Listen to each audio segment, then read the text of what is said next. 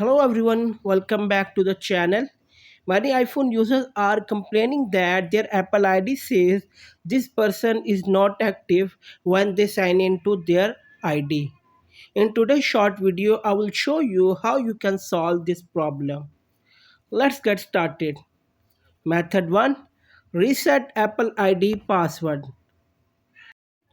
Guys, if you or someone else enters your password, security question, or other account information incorrectly multiple times, your Apple ID will be automatically locked to protect your security and you will be logged out of any Apple services.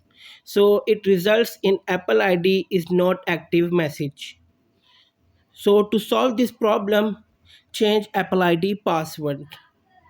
Go to settings for that. Tap on your Apple ID at the top, then tap on password and security, and then tap on change password. Enter your iPhone passcode. Here you can save your Apple ID by entering a new password.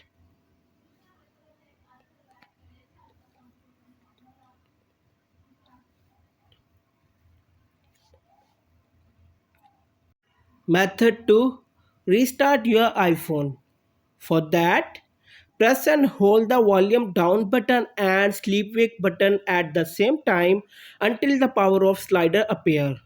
Now, drag the slide to power off. After turning off the iPhone, press and hold the sleep wake button to turn it on.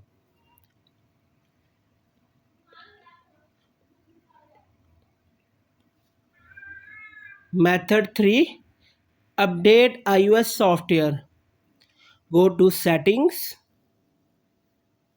then go to General. Tap on Software Update.